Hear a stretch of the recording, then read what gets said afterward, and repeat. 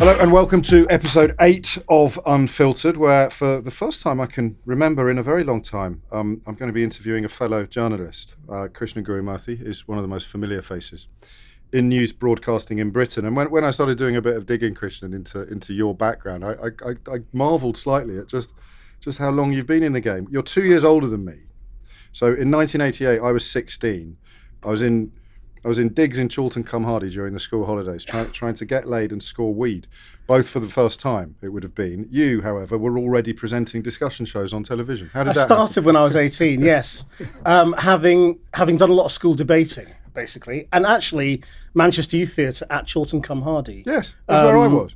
And sort of hanging out there. Did you do that? I did that, yes. You must have been there in 87 then. 85, I think. Shut up. I was there, yeah. Are you serious? 15, but that brilliant introduction was about Manchester Youth. That's what I was doing. That's what I was doing in 1988. Well, that's what I was doing in 85. Well, this is going to be an amazing. And it made the bromance begins. So that gave you a taste for. You had the show-off genes. Yeah, I had a lot of show-off genes, and I was very into politics and drama, and that's what my mum and dad sort of really encouraged, even though they desperately wanted me to be a doctor. Like your dad. Like my dad and like my granddad as well. And I applied to do medicine, but I took a year off. And in my year off, I wrote to the BBC and asked for some work experience in BBC Scotland, where I had been a member of an audience in a youth discussion programme called Open to Question, which used to invite sort of 15 and 16-year-olds to grill politicians and public figures. And I've been doing that as a guest, since about the age of 15, 16, going up every few months to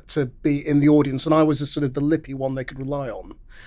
So if it dried up, they could say Krishnan, and they'd know that I'd have something to say. Excellent. So I wrote to them and said, can I come and work for you? And they said, no, but you can come and spend a couple of weeks. And at the end of the couple of weeks, they said, actually, we're looking for a new presenter for that show. We want to screen test you. They put me in the studio and offered me a 2-series contract. Fantastic. So, did you go to university? Yeah, I did it for a year full time. I worked for youth programs. Just pause, actually, because that happened really easily. Didn't it? Yes. That I didn't realise that. It was incredibly easy. I was suddenly presenting a programme on BBC Two, aged 18. So you never had a period of staring at the screen thinking, why can't it be me? Why can't it be me? No, I couldn't really believe it. It was very much right place, right time. And they had their eye on me, I guess. Yeah, and sure.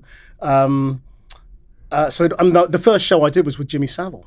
Was it really? And the second show I did was with John Prescott. And we actually ran quite a lot of that Jimmy Savile programme on Channel 4 News after the scandal broke, because it was very prescient. Because he was a sort of a horrible, creepy man who freaked out all the kids in the audience who were talking to him about his sexual morality. And he was being very defiant about it. Because we forget, but back then, he used to brag about the number of people he slept with. And how unsuable he was. Yes. He used to talk about the one newspaper buying his new kitchen when they tried to... Well, these kids really went for him about it, and it was a very sort of revealing programme, which is on YouTube now. And so we looked back at it and went, "Wow, this actually tells you quite a lot about the man." Why do you think? How do you think now, with the benefit of 2020 hindsight, he got away with so much for so long? Well, it's really interesting thinking now, isn't it, about Spacey and all these things. That's. I guess people hear things but don't dig.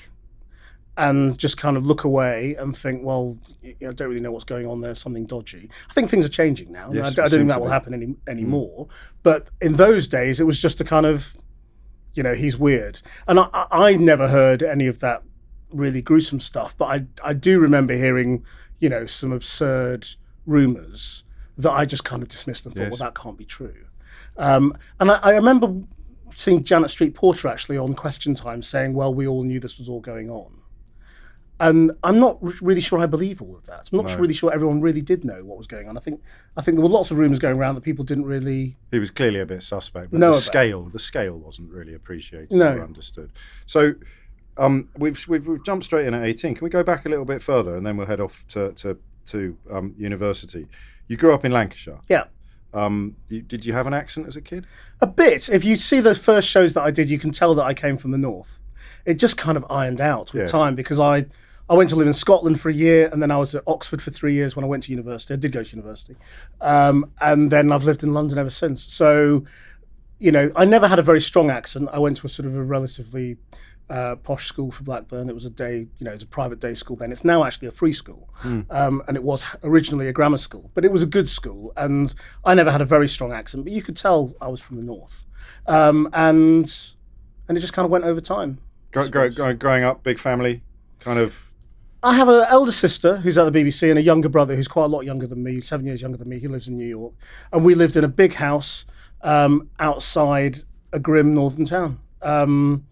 In fact, I did a piece about it for the election for Channel 4 News in 2015, where I did a bike ride across the north of England and went to my old village where we grew up. I mean, I grew up for the latter part of my childhood in a village called Barrowford, which was a sort of a nice, almost exclusively white village, a couple of miles outside Nelson and Burnley, where there were very big ethnic minority communities that had nothing to do with me, really. I mean, my dad was sort of an Indian doctor, and we were the one Indian family in the village. In fact, they used to joke about our house being the house at Wad Corner. Did they really? And how did you? I mean, you have to kind of go along with it, do you, at that age? Well, I think I wasn't that aware of our neighbours and the people in the village being at all racist. I mean, I encountered racism as in, groups of skinheads in those days and name calling, and I've walked through Burnley Town Centre with my dad who's been spat on while I've walked next to him. Coming over here, treating our sick. Exactly. And so I'd encountered racism like that, but I was never really sort of aware of it from the neighbours. But I think I was probably a bit naive. Well, or possibly lucky. I don't think it was particularly overt. Sure. So, school. You said in 2014 at BAFTA the one piece of advice you'd give your teenage self would be that you don't know everything. So, is that a sort of tacit admission that when you were 18 and you just landed your year-long contract, that perhaps you did think you knew everything? Yeah, I was incredibly confident. I mean, to go on TV, aged 18 with absolutely no experience, interviewing cabinet ministers and public figures and all the rest of it, you've got to have the confidence of an 18-year-old, where you kind of think you can do anything. Yes. And I used to look at David Dimbleby and go, yeah, I could do that. And that's what I think gave me that ability to just go on and do it. And, after a while, you've done it and you realise how little you know, and that's when you then learn your craft. But at the time, it's good fun. So, 18 years old, TV show. Why only a year, and why then university? Was this because your parents wouldn't contemplate the possibility of you not getting a degree of some sort, or because the presenting job had come to a natural conclusion? No, pretty much. I was brought up to go to university. I was going to be a doctor. I was still going to be a doctor initially. It was still medicine. Yeah, it was only after doing that first day's recording that I thought, actually, this is what I really want to do, and I changed my mind. And so I then wrote to Oxford and said, I don't want to do medicine anymore. I want to do PPE.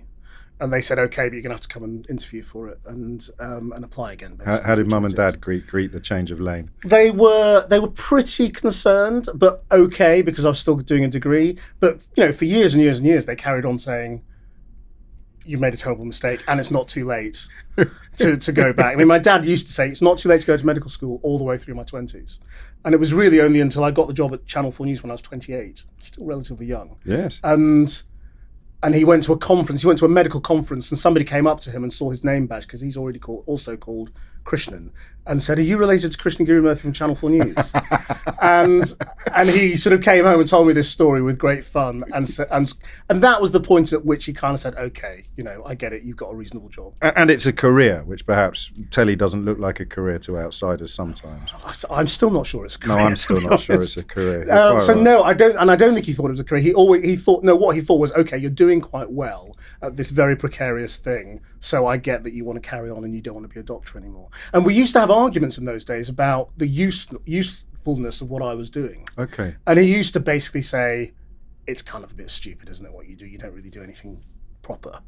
And I would say, well, no, journalism, fulfills a vital cause, in democracy, and a role, has an important role, and that's what I want to do, and I want to reveal things, and I want to change the world and do all of those things. And we'd argue about it, and he would say, well, okay, I saved somebody's life today. What did you do? You know, and I would be like, okay, you win. You know, Forget all the days when he just looked at bunions and verrucas and stuff like that. Just the day that he saved the life. Is he proud of you now?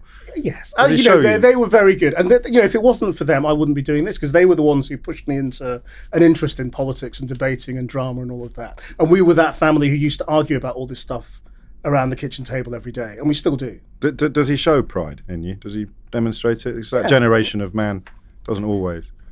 Yeah, no, I think he does now. I mean, they were incredibly supportive parents, I think, and but also sort of critical and a bit embarrassed kind of thing. So, you know, we're not generally a family who are very good at sort of being demonstrative, right. Demonstrative about how well each other have done, and I've probably inherited that. But yeah, I mean, I know he's proud of me. You're not in any doubt. He doesn't still hope secretly that you might change your mind and return to medicine. No, and I think he knows I'd have been a lousy doctor. Briefly then, was journalism's gain, theatre's loss? Did you have a thespian? Theatre's loss. Did you want to be an actor? Well, there was a brief moment, when I nearly became an actor. I would have loved to have been an actor, and I would still love to be an actor in many ways. But I was in the Manchester Youth Theatre, then the National Youth Theatre. And when I was 17, I was approached by a casting agent for a movie. What was it? Can you remember? It was called Madame Suzatska. Right. And it was the royal film for 1989, I think. John Schlesinger directing, Twiggy and Dame Peggy Ashcroft starring. And they were looking for the young male lead, who was a young Indian kid who played the piano and could roller skate. And they were looking for somebody who could play the piano and roller skate. And they contacted Manchester Youth Theatre and they said, "We've got just the kid." Seriously? That'd be Jeff Sykes, was it? Yes, it was actually. And so I ended up going through this audition process, got to the last two, went and met Schlesinger and the musical director, because there was a lot of classical piano in it, and then lost out to a young actor called Naveen Chowdhury, who then went on to do all sorts of things on Channel 4, like Teachers and all that kind of stuff. And so it all fell away. And within, I think, 3 months, I'd got my job on TV. Right. And within about 9 months, I was interviewing Naveen about the movie. How amazing. Yeah. What parts did you play? In the movie? Yeah. Or in... Well, no, in the youth theatre. In the youth theatre, I did the Caucasian Chalk Circle, a Brecht play, and played the Prince Kazbek. So you had did the music for that as well. So you had the bug, but not to the degree where nothing else you could have... Oh, no. I mean, no, I never pursued it. And I didn't even really think about drama school or anything like that, because I think I came from a family where that wasn't going to happen. You could do it normally then. So then, university, you also worked there. I have to say, I should have known more about your early days, but I was being a lot more cliched during this period of my life. You never stopped. You went off to Oxford and started presenting current affairs shows on BBC Two. You did East and Network East. Yeah. So how? I mean... I was working all the way through university. I mean, I basically did 2 days a week during the week. Which is just incredible. For the BBC. Right. And then PPE, is, I always joke, the only degree you could do while holding down a full-time job. Yes. And so I used to go off and do this show for 2 days and then come back and do my degree the rest of the time. And it was a very semi-detached existence, not one I would recommend. So you didn't fully engage in student life? No, I didn't. And I didn't enjoy Oxford as much as I should have done. Because of that? And I didn't engage with all the things. I wanted to go and do student politics and the union and debating and drama and all those things that I had always imagined I would go and do, and I didn't do any of it because I was making TV programs. That I wouldn't change it, because if I hadn't done that, I wouldn't be doing this. But did you feel that? You feel that now? So you felt, if I don't keep this ball in the air, it might not be there when I graduate. Because it's a crazy industry in which everything stops. And the road is littered with people for whom you went, I wonder what happened to him. Yes. And I know lots of people who I worked with in those days. And they were good. Who I now say, I wonder what happened to them. Yeah, because it just didn't, the planets didn't align. Yeah. So 3 years working and studying. Well, I did it 2 years on this Asian programming unit, which was great. And I used to do the odd trip. I used to go to, I covered the Pakistani elections and interviewed the Sri Lankan president, and went to Kashmir in 1989 to cover the insurrection there, and not insurrection, the secessionist movement. And then at the end of my second year, my tutor said, "You've got to stop. You're going to fail your degree." or we're going to throw you out. So you've got to stop all of this. And so I said, okay, fine. But then about a week later, just before I was starting my third year, I got a call from Newsround who said, we'd love you to do Newsround. And you can do it part-time in your vacations, and we won't bother you during term time, and then you can go full-time when you leave. So that's what I started doing. Best of both worlds, then. Yeah, and so, I went to cover the Croatian War in the holidays before my finals, Easter holidays before my finals. Crikey. Newsround being iconic, you were aware of how iconic it was. Oh, very up. much. I grew up with John Craven. And that sort of relatively seamlessly slotted into the chair. Seamlessly. Were you the first ethnic minority presenter on children's television, let alone just Newsround? Well, you could say first, main presenter. There were other people. There were people like Terry Badu, yes, who were on Newsround, and there was another one whose name I can't remember now. But yeah, I suppose I was the first person to have the kinds of roles that I got. Before that doing Open to Question, certainly I was the first 18-year-old, I think, to have a show on BBC Two, and certainly the first Asian 18-year-old. So yeah, but Newsround was a huge responsibility, right, because you were really filling a big set of shoes and a big institution, and the show was very much bigger than the individuals. And I learned a huge amount there. The whole approach to journalism there was all about not assuming any knowledge, and I've carried that with me ever since. And tried to tell stories in a way that is accessible and that people will understand, even if they don't know all the background to everything.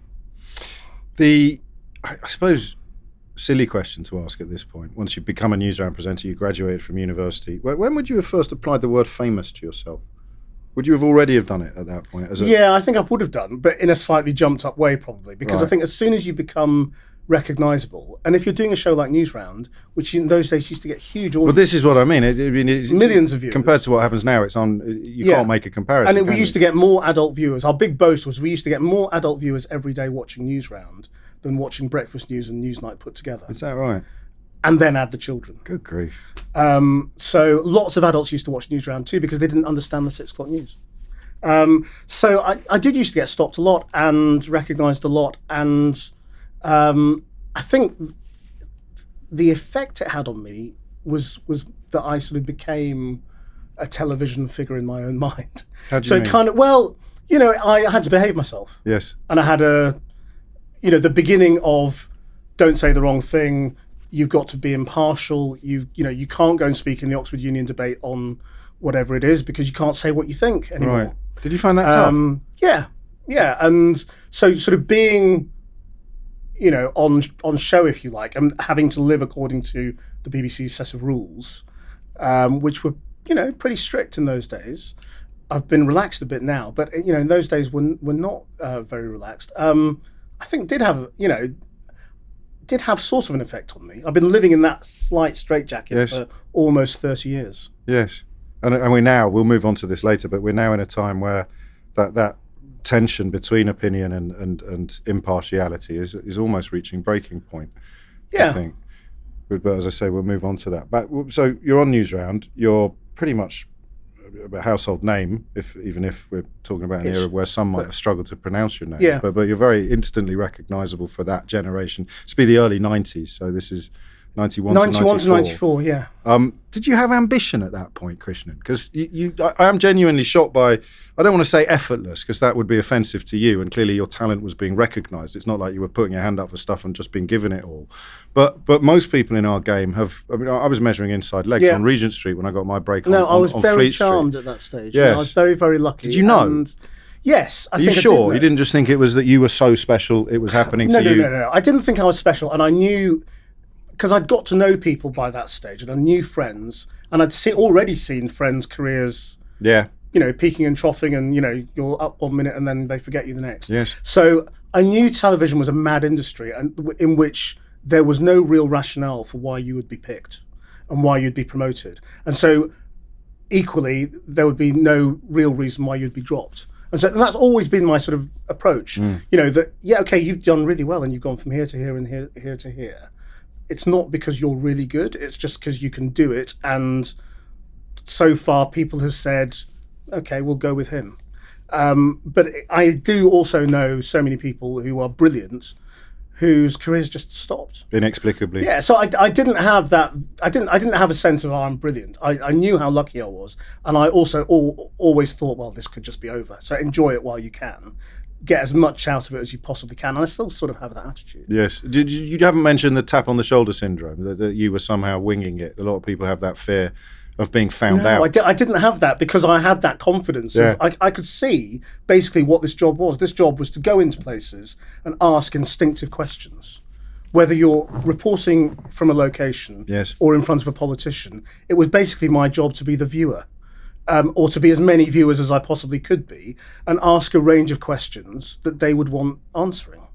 And whether that meant talking to refugees in a refugee camp about their lives and telling people at home what was going on, or trying to hold a politician to account, I just kind of thought, well, you've got to do the best you can and be their representative and do it for as long as you can get away with it. Have you had many major setbacks then? Have you had any big, what you'd call a kick in the teeth? No. I mean, there are obviously disappointments along the way, but I mean, of things you might have wanted to do that didn't quite work out, or that or that you weren't promoted in a particular way at a particular time. But no, I mean, I think, to be still doing what I'm doing after 29 years and still getting to, talk to people when they'll actually come on Channel 4 News. Yes, we're going to that. About talk to people in power about what they're doing, and to go around the world. I mean, my life has changed quite a lot, I think, because of the lack of accountability now in those amongst those in power. Yes. I'm doing a lot more foreign travel, and I think I'm doing more unreported world documentaries and more travel for the news. And so my life has changed a bit, but I think only for the better, and it's always different. So, So when you came to, did you move directly from Newsround to Channel 4? No, I went from Newsround. I left Newsround after 3 years. Everyone thought I was mad, and I applied for a job as an assistant producer on Newsnight because I wanted to get serious. I didn't want to go down children's TV's route. I had a go at presenting Going Live when Philip Schofield was off doing Joseph, and I'd been on Blue Peter as a guest and all those sorts of things. And it was great fun, but I knew it wasn't what I was going to be really good at. It's like clothes that don't quite fit. I thought I could probably get away with doing this for a bit, but it's not really me. Whereas when I'm in the news, when I'm on the news desk, this is my comfort zone. Yeah, and what I knew then, what really turned me on was foreign affairs and politics. Okay. And those were the two things that I really wanted to do. And if I wanted to do that, I had to get serious. And so I wanted to go to Newsnight. And I was 24. And this one friend from Newsround, we used to think of ourselves as kids in the BBC. So it wasn't a tap on the shoulder syndrome, but it was, God, we're getting away with this, aren't we? It's like we are the kids having fun in this really big grown-up news empire. And we used to be next door to Newsnight and downstairs, upstairs from the newsroom, and we used to hang out with all these people and go to the BBC bar and talk about news and be on stories with them, but kind of very much thought we were the sort of the naughty kids. Sure. So we didn't think anyone would take us seriously. So I applied for a very lowly job on Newsnight, and they couldn't understand why, because they were saying, well, you're going to halve your salary and you're on TV, and why do you want to come and produce reporters? And I said, well, because I know you're not going to put me on screen on Newsnight today, so I'll come and produce and research and. But you had an eye on a prize. I said my aim is clearly for you to make me a reporter within a fairly short period of time. Right. And within a few months, they started letting me do my own reports. But I had to do that. I had to take that step back to go forwards, and it took about 3 years before they actually made me a reporter. Then I did the launch of the BBC News Channel very briefly. Did that for about 7 months. And that was in the days when literally nobody was watching, but we thought it might be important at some point in time. And then a colleague of mine who used to work with me on Newsnight, who'd gone to take over Channel 4 News, rang me and said, you really ought to be on TV. So come over to Channel 4 and relaunch Channel 4 News. So that was 1998, and I haven't looked been there ever since. Yeah. What would you have described? Well, okay, so in a way, you're doing the job now that you were doing in 1998. It begs a question about ambition. What would your ambition have been in 1998 for where you would hope to have been in 2017? I don't think I really had an ambition for 20 years down the road. I knew that I wanted to do the kind of stuff that Channel 4 News was doing.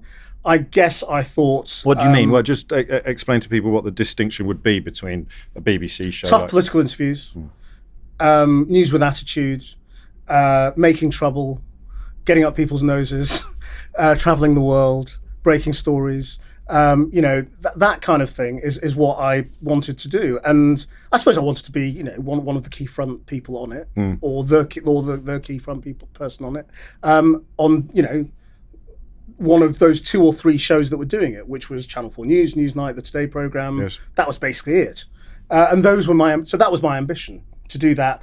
To anchor a general election, to do David Dimbleby's job, all those sorts of things. The question time job. There are basically sort of 5 really great TV jobs in terrestrial TV, and everybody's chasing them. And that's what I wanted to do then. And those guys are still there now. Yes, of course. So that's that a is good still point, isn't ambition, it? But you're no longer a kid. No, exactly.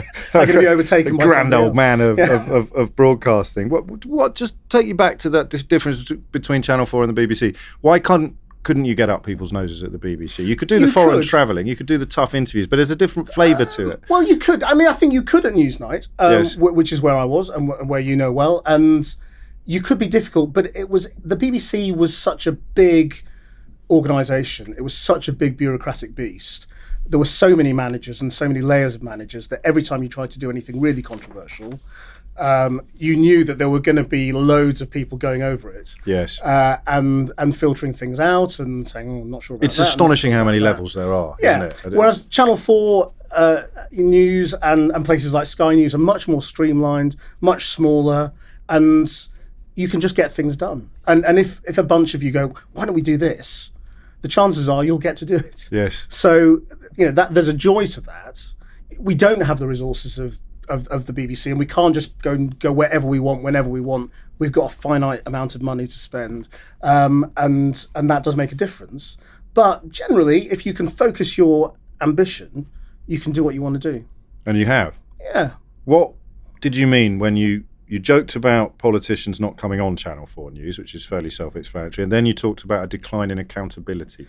Well, I think over the years, it's just become easier for politicians to say no. Why? Because there are so many other ways for them to appear on TV. I mean, it used to be that you had to go and face, Humphreys or whoever it was on the Today programme. You would do Channel 4 News, you'd do Newsnight, and those would be the big duffings up of cabinet ministers on the TV, where people were held to account. And these days, it's very easy for cabinet ministers to just turn out on the news channels, do a 30-second clip, do a doorstep, they call it, where they'll go outside, speak to the camera. It's an arranged doorstep where the journalist isn't really allowed to ask questions. They're not taking questions. They won't even allow people like me to turn up to them. If they ring up and say, we'll do a clip, and we'll often say, okay, we're going to send Krishnan. Yes. And they'll go, oh no, you can't do that. You have to send a producer, because we're not doing a TV. How do we push back then?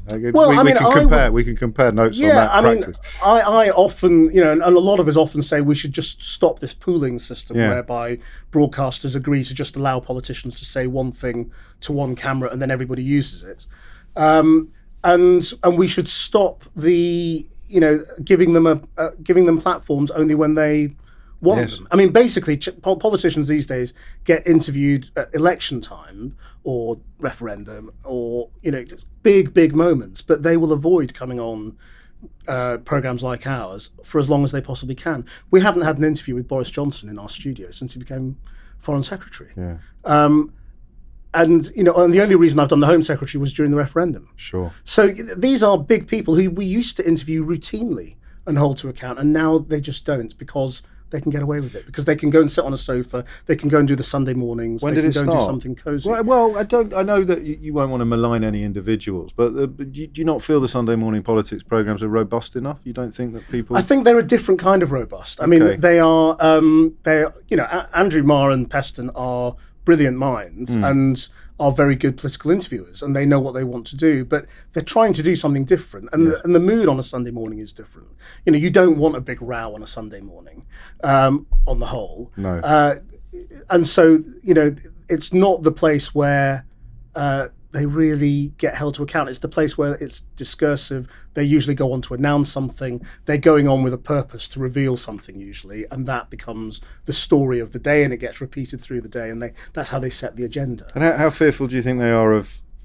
Because you've mentioned that you can go off and do foreign reports, or you can fill Channel 4 News with other stuff in a way that if you were doing that kind of show, you and people weren't coming on it anymore, the show would end. How conscious do you think the producers are of not scaring politicians off? Well, I think you have to be. I mean, when I was at the BBC, when I was at the News Channel, I did an interview with a cabinet minister that was a really robust, tough 10-minute duffing up, and I was called aside by a boss who said, "You can't do that. They won't come back on." Gosh. And I said, "Well, that's ridiculous," because I'd just come from Newsnight, where the tradition was completely opposite. And I was very resistant to that, and said, "Well, please don't ever say that to me, because I'm not going to live by those rules." Compromises your sense of integrity. Yeah, but I mean, shows want access. Yeah, of course. And they will be aware of that in the way they treat their guests. And I've talked to spin doctors or former spin doctors about what's going on, and they say, quite clearly, it's not in our interest. Why would we do it? Yeah, what have we got to gain? Why would we spend an hour prepping our minister to come on and then risk them looking stupid, when instead we can go and do a clip on Sky News and get our message out that way? I don't want to sound pompous, but that is, I mean, it has the seeds of a democratic crisis. That kind of. I think it is. I think it's really dangerous, and I don't want to sound pompous about the role of television, but I do think broadcast interviews have been a way of holding politicians to account in a way that Parliament doesn't really do, because you can do sustained questioning. I've got friends who are MPs who say in select committees, the frustrating thing is that you only have a couple of minutes to go for it, or across the dispatch box, you get one question or two questions, and then you have to. Then the minister moves on.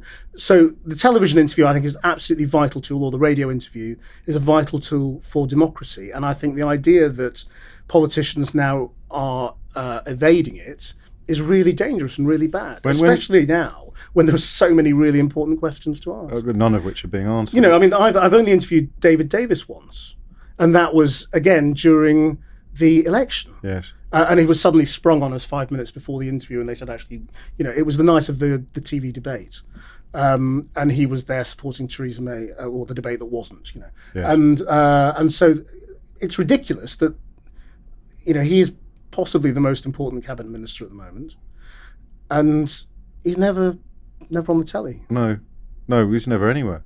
Where would you date it to? Is it because you'll know more about this than me, because you were already living in the business? Is it because breakfast television arrived within our adult lifetime? So didn't it in Britain? We didn't really have it. So Frank Boff and actually when we were kids, but when we were younger. So that's not the reason that it's changed then. So I think it started under the Labour government, where certain ministers decided they just weren't going to do interviews. I remember John Reid went through a period when he was Home Secretary, where he just decided he wasn't going to do interviews. And I remember saying, "This is ridiculous. We haven't done John Reid for 6 months."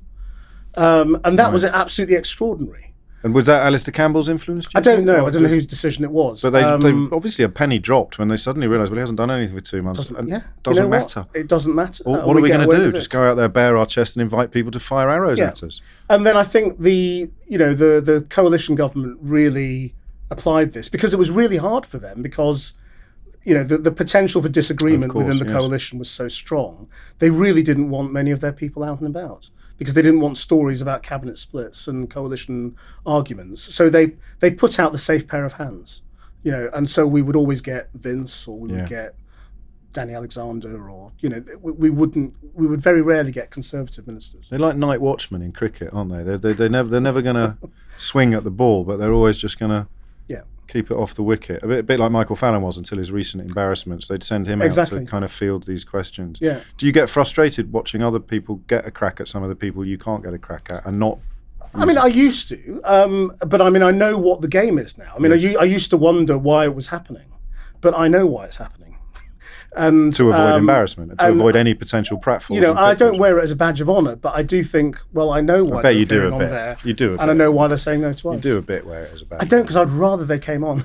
Well, I'd really rather they came on. And they would if you adopted a different persona or a different manner. Who would you most like to have a crack at now? Who do you really feel keenly... Within the British government? Yes. Let's start in Britain. David Davis. David Davis, Boris Johnson. Yeah, and Gove probably. And yeah, Michael Gove to some extent, but Michael Gove is sort of, because he's not in one of the key ministries around Brexit, he's there to talk. You know, he is the night watchman, isn't he? Yes. Do you understand why Brexit happened? Do you understand? I mean, presumably you were surprised by the result. Have you come to any great insights since? Well, I sometimes feel a bit foolish about our surprise the day after, because I remember going back to David Cameron's speech when he said we're Eurosceptics, and he gave his big sort of Eurosceptic speech and let the genie out of the bottle. And I remember saying then, I think I even said it on Channel 4 News, we're on the road to Brexit. You know, not to Brexit, but we're on the road to leaving the European Union. Because if we have a referendum, the British public will say they want to leave. And I felt very confident about that. And it was only when we got towards the vote that I think we all got carried away with this. It won't happen. Surely it won't happen. So the surprise of the next day, I feel a bit silly about, because I think I shouldn't have felt surprised. As to why it happened, I think the extent of the split in opinion now is a bit clearer. You know, that it's really entrenched, and the split is still there, and I don't think very much has changed in that split. No, and I'm very wary of, you know, what the influence of the media was. Yes. I mean, I'm not really sure what you can. There are all sorts of theories about what the influence of the media was in that. I'm not sure what I think of any of them, or whether I believe in any of those sort of theories. Because, you know, if you do talk to people, we talked to people throughout that campaign who told us they wanted to leave, they'd had enough of immigration. We talked to immigrants who'd said they'd had enough of immigration, and Asians who said they were voting for Brexit because they were sure that it would lead to more Commonwealth immigration. And, you know, attitudes haven't changed that much. No, there they are haven't. some of those people now say I feel a bit duped, but mostly they haven't. It's still early days. In this context here, of this conversation between you and I, you're still very wary of offering up an opinion, aren't you? Yeah, I can't. That's interesting. I would be sacked. Because I mean, people will be surprised about that, because the perception of Channel 4 News, certainly from the right-wing newspapers, is that it's riven with opinion and partiality. So yeah, I mean, that's partly because we've had a conservative or conservative-led government for so long. So they obviously feel that we're against them. When Labour were in power, they hated us just as much. You know, if you talk to Alistair Campbell, who I think you've had on this show, yes, about how they viewed Channel 4 News, they used to think of us as a pain in the neck as well. But obviously we have a largely, you know, right-wing mainstream press, and so some of them would like to describe Channel 4 News as liberal, and it's not. It's just that we you know, if you're the government, you're going to get a harder time than the opposition. Because you're in power. Yes, of course. And as you say, both sides should be equally irritated by what you do. Do you feel more irritated now at the straitjacket you described earlier, given what's gone on? Because for me, Trump and Brexit have kind of changed everything. I've sort of gone through a journey on this one. I bet. In that I think if you'd have asked me a year ago, yeah, I'd have probably said, yes, I do feel frustrated. But I think I've come back round to cherishing regulated media and the need for it. I went to America in the 2012 election to do a show about talk radio. Yes. And I went on all these talk radio hosts' programs from left and right, and we would argue about, whether we should have that kind of media in Britain, or whether our regulated system was something to cherish. And they all said, of course, it's ridiculous. You're just lying all the time. You've got political opinions, and you seep them in subliminally or not very subliminally into everything you do, and you should just be more honest about it. And I would say, no, it's very important that we try and serve everybody. And I think as politics has become more extreme and the stakes have seemed higher, there have been times when you've gone, if only I could say what I really think, then I could change some people's opinions. That's not my job. No. And I've come back round to saying, you know what, it's really important that we have a trusted BBC News, a trusted Channel 4 News, a trusted ITN News. That's what you mean by regulated. So, yes. Because what has arguably disrupted everything is the unregulated that looked like it was regulated. It's why Donald Trump was so quick to portray real news as fake news, because then when it starts reporting the stuff he's now dreading, he hopefully will be able to spike the guns of reality by having this fake news idea in people's heads. It's also really hard to compare America with Britain because while Trump attacks CNN, and we might regard CNN as the closest thing to the kind of news we have, there is actually no law that says CNN has to be, impartial. No, it's a commercial Whereas decision. in Britain, we are legally required to be impartial. And that's on the TV, and that's a really important thing, because I think if we are losing trust among some people at the edges, both on the right and the left, and I think that's a real problem for us, and we've got to get them back, because there is a value in truth and in fairness that we've got to hold on to. And there is a space for people with opinion, but you've got to also have something that strives to be impartial. Do some programmes strive too hard to be impartial? I always wonder whether if Galileo was alive today, you'd have him with his telescope showing you how the Earth revolves around the sun and not the other way around. Yeah. And then you'd have to bring on Nigel Lawson to explain why actually it is the other way around, and there's a little bit of that. I mean, it's not 6 of one, and half a dozen of the other. But it is on programmes like the ones you've described, not so much Channel 4 News, but certainly on the Today programme and on Newsnight, there is this sense that you have to give, and in the referendum, very much on the economics arguments, you gave equal weight, even though, it was probably 90% to 10% among economists, professional economists. You had to treat them equally. I think what we've got to learn from the last few years is that impartiality doesn't mean equal time for everything. But we haven't learned this yet. And, well, I think we're getting there, but I think it's very hard it's very, very hard for the BBC. Sure. Because it's a huge beast to move. And because objection and complaint is orchestrated. It's done on an industrial scale. It belongs to us all, so everybody has an opinion, and everybody has the right to say, no, you can't do that, because I pay for you. But I think we are getting. I think more broadly, we are we've understood that on climate change, you don't have to give equal weight to every opinion on race, all these things. There is such a thing as it's duly impartial. It's rather boring. It's not boring. You might think it is, but it's probably the most important thing happening in the British media. It's not. We don't just have to be impartial. We have to be duly impartial, right. And that doesn't mean we have to give the BNP the same amount of time as the Conservative Party. We don't, because they are not due that level of airtime, because they don't command that same kind of opinion within the country. So it's not just clock watching. Right. It's about saying the coverage should broadly reflect how people voted before and where opinion is now.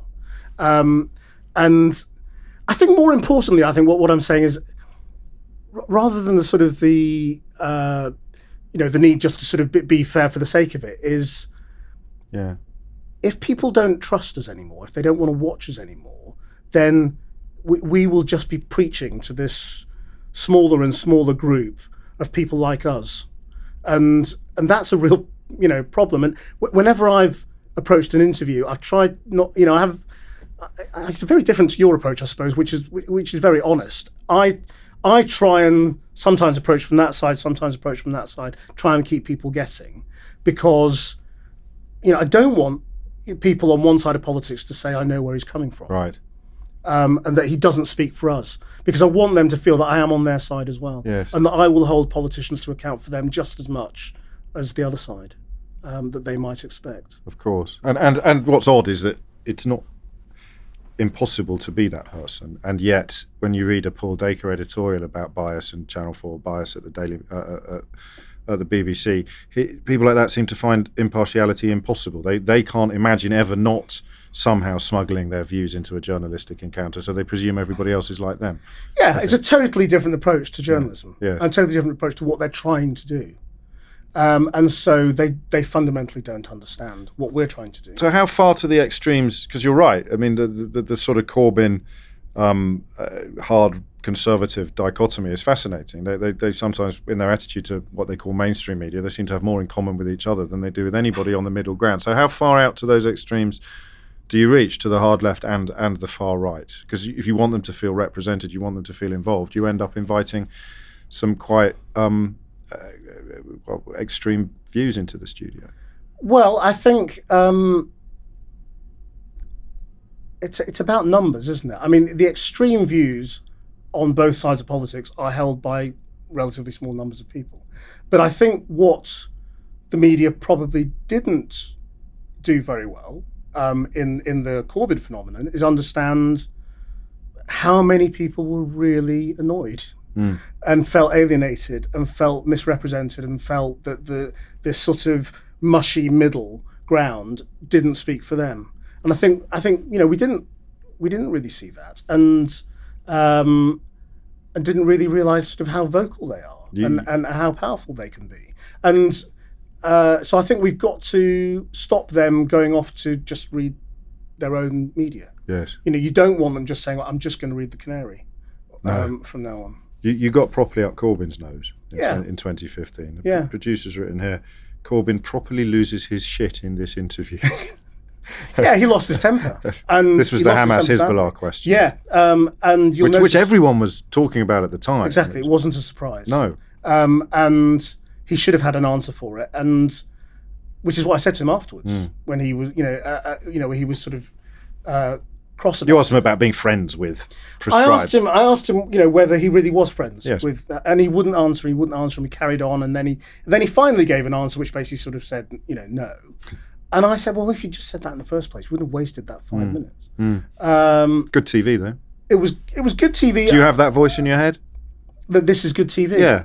Yeah, of course. Sure. Yes, but it wasn't just good TV. No. I mean, that was the accusation from them. Right. Tabloid I see. journalist, Yes. just going for good TV and wants to have a row. But you it wasn't wanted- about that. It was no. actually revealing what his whole mindset was. And I think it was quite revealing because he hasn't done it since. He's totally changed his approach to interviews. He's more managed than hasn't almost lost his anybody temper. else, but you still hard to get access to him. Have you had him back since then? I had him on for the Labour leadership debate Right. that followed that, but then the Labour Party wouldn't do a leadership debate for the second Labour leadership election on Channel 4 News, and I haven't had a Jeremy Corbyn interview since.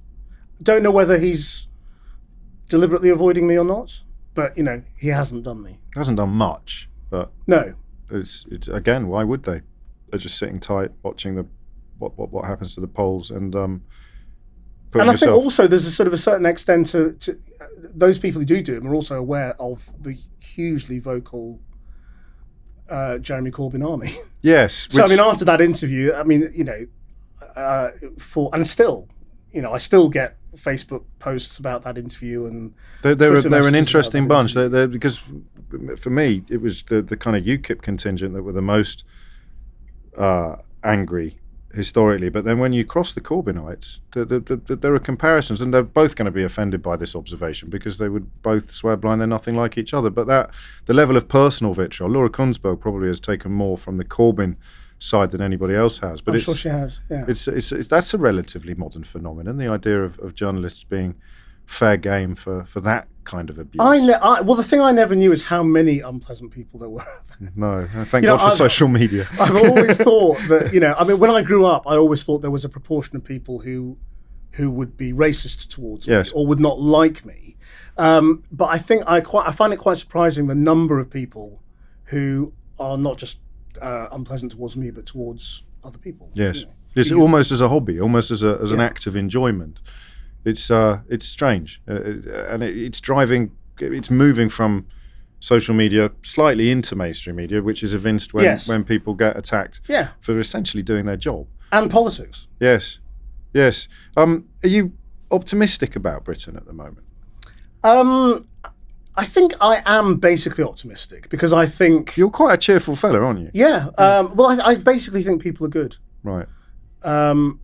Most people. Yes, of course. And want good things, and and most people want good outcomes. And even most politicians kind of basically want the same thing. But so I kind of think whatever madness we might be going through, most people still want stability, progress, economic growth, fairness, all those sorts of things. The thing that scares me is that I think we may have lost the ability to deliver some of it. That our politics may have reached a point where it just doesn't really know how to deliver fairness, and that's a real problem going forward. But I don't think that because we've got Trump in America, because we've got all sorts of very vocal, I don't like the word extreme, but hardline movements. Sure. In this country, that's the way everything's heading. We're all heading towards madness, and we'll all be polarized, and we'll all be, you're on one team or another, and then it's all going to lead to the world exploding. I don't think it will, because I think most people just kind of want to get on with life, and have stability and progress and prosperity and be outward looking. So what do you want to get on with? What's next for you? It's a very long time to have been doing the same job, but you're right. Well, but you're right to remind us that actually some of the older people, 20 years older than you, are still in the jobs that they were doing when you started. I don't have a plan. And the great thing about our job is that it is always different. Yes, every day. So you can't be bored of what we do now, because the world is crazy and it's fascinating, and you're going from terrorist attacks to wars to Grenfell to politics to Brexit to general elections and implosions of political parties. So I have absolutely no desire to do anything different at the moment. What I've really enjoyed, I think, over the last 5 years is doing more considered stuff every so often. I wouldn't want to do it all the time, but every few months I get to go off and make an unreported world documentary somewhere far away that I would never normally get to. Burma this year, Mexico this year, Yemen last year, to make something important, where I don't need to think about the daily grind of getting the news out or filing or the nonsense of Twitter or any of that. I could just get away for 2 or 3 weeks, make one really important story, bring it back. So I think that's the thing I've really enjoyed doing over the last 5 years. So I'd like to do more of that. Do you think the world wants more of that? Do you sense that we've had this period of very short attention span, which seems to be coming to a natural end now? People seem to want a bit more nourishment. I never really bought the short attention Did you not? thing. No, I mean, because the people I know aren't like that. Yes, fair enough. Even they want to read a long article, they want to watch a proper... So the sort of the 3-minute culture was or the 3-second culture, whatever it was always other people, and it's always this sort of patronising attitude towards of course it is. These thick people who consume the media that we produce. I don't know who they are. I don't know. My friends aren't like that. But all the poor people making television for people that we are not. They're not very clever. Yes, of course. So I never really bought into that. I think actually, if you look at what's going on YouTube and Facebook now, it's longer videos that people are watching. We're actually making longer versions of our news stories to put on social media now, not shorter versions. We had a... Yes, that's interesting. So we quite often now put together 2 or 3 days coverage into a 20-minute piece and put it on YouTube as a special and say, watch this. This will tell you what happened about the Manchester bombing or whatever it might be. That is there a fear of another gulf? So you've got the generational gulf that's happening now. Historically, it's a political gulf. People who really, really want to it's the more you learn, the less you understand, don't you? I think, as a general rule. And yet that appetite to learn is what pushes people into long-form documentaries and into reading proper articles. And yet the more you do that, the less certain you are of your opinions. There's two types of people around now. The people who've got really, really certain opinions, who, I mean, at risk of falling into the trap that you've just described, who don't often understand why, but they've found a hook on which to hang their coat, and they're never going to take it off because it's too scary to contemplate. And then you've got people who run the risk perhaps of just searching too much for a position to take. Yeah, I mean, you don't want to end up at sea about everything. No. And I think look at Aung San Suu Kyi at the moment. The idea she was a good person, and now she's arguably a war criminal. It's hard to. I mean, well, arguably. Yeah, I mean, is she a war criminal? I think it's a hard one to argue. I mean, I was in Burma this year asking precisely that question. I think in a way that's the trouble. That we require her. Yeah. If she's not a saint, to be a war criminal. Yes, of course. Where the truth is, she's a flawed, weak politician who doesn't have the power she wants to do what she wants to do, and probably has some probably has some nationalism in there herself, which taints her view of the Rohingya. Does that make her a war criminal? Well, probably not in the court of law. We want everything to be so clear. We do, don't we? And the world isn't clear. Compartmentalised. No, and the more that long-form journalism is popularised, the less demand there'll be for everything to be clear and binary and simply nailed down. Did you ever fancy politics? Because it's interesting. For me, there's a certain type of character that theatre or drama, journalism and politics were like 3 points of the same triangle. And we know that you had two of them. Did you? No, I did. I was I did fancy politics, and basically as soon as I became a journalist, it was like, well, you've chosen that now. Yes. You can't go into politics. And those journalists who did go into politics could never go back. Yes. And politics has become such an unappealing It has, place. hasn't it? Why do you think that is? Well, because I think, oh God, it's really complex, that. Because we're near the end, so don't worry. You can have a rest afterwards. I think partly because the public has such a low opinion of politics, partly because the quality of politicians seems to be lower than it was. It does. I think people who can afford to go into politics now are relatively few and far between. So you have this weird squeeze. You have people who are very rich at the top who are going into politics almost just for power or just for fun, and then you have people for whom a political life is a huge ambition and they strive for it and all the rest of it. You've got a lot of people in the middle now who just don't go into politics now, but who would have done, perhaps should have done.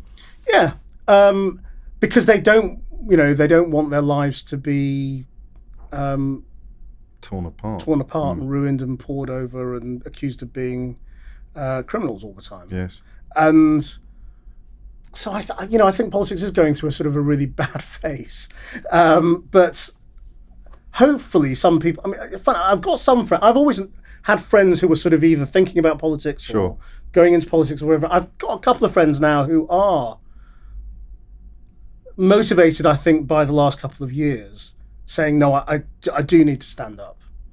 And I've thought about it from time to time, but I just don't see a tribe.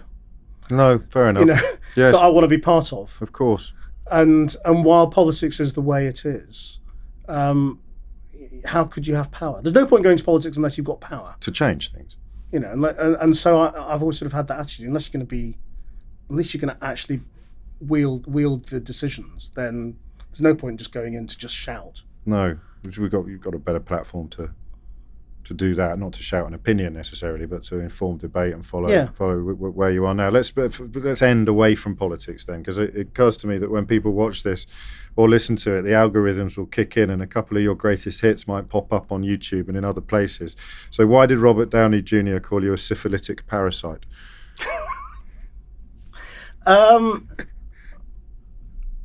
Oh God.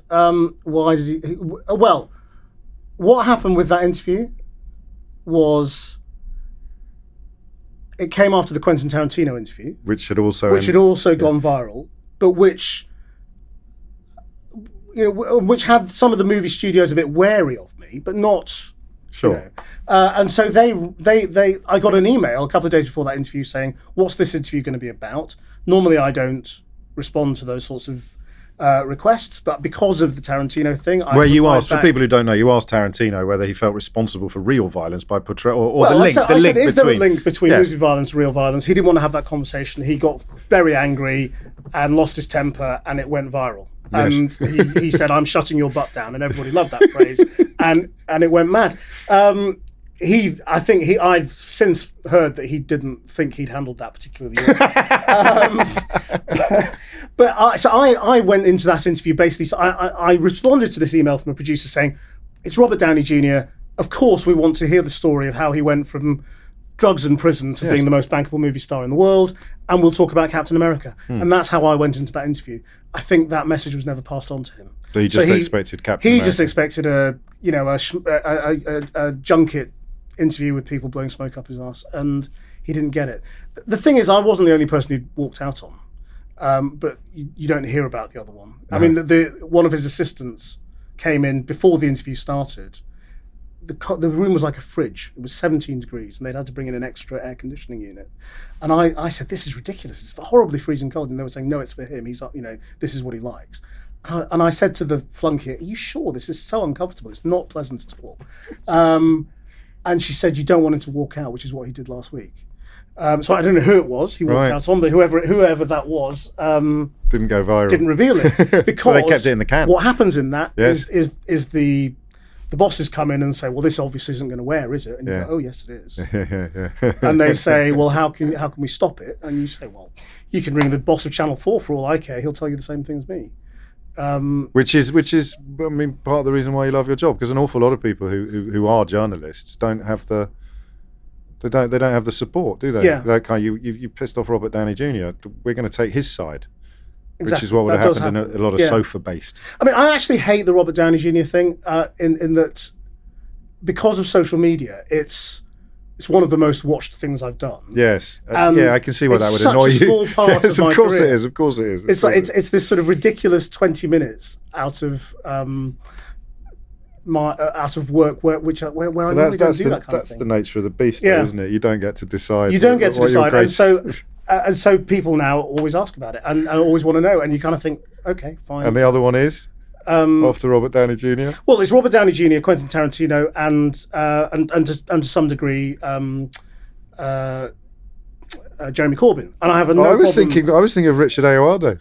Oh, Richard! Well, that's totally different. I know, but it's still brilliant. It's still absolutely riveting. I love that interview. What happened? I do as well. But what happened? I mean, people will go away and watch it after they've heard you describe what happened. I quite like the idea of sowing that seed. Well, some people get it and some people don't. Is the thing with that interview, and some people realise that this was a jokey conversation on live TV about a book that isn't really a book. Richard Ayoade doesn't really do interviews about himself because he hates talking about himself. He'd written a book that wasn't really an autobiography, and so this was an interview that wasn't really an interview. It was meta. That's the word. It was meta. It was way beyond what we should have done, I suppose. But because a lot of people didn't really understand it. No, they thought it was a horribly uncomfortable encounter with someone who really didn't want to be there. But as soon as you asked the question, why is he there? You should have realised that wasn't what was going on at all. And he was there, and he was being interviewed by me because he'd actually asked if he was coming on Channel 4 News, could he be interviewed by me? Lovely. And he wanted to talk eventually about the Quentin Tarantino interview, which you did, yes. And of course, having seen you... So I think I was probably just the straight man. But I was going to say, having seen you play yourself in Shaun of the Dead, he'd have known that you'd be the perfect straight man for the for the purposes. That's it. We're out of time, Krishnan. That was an absolute pleasure. Thank you for having me on. No, thank you.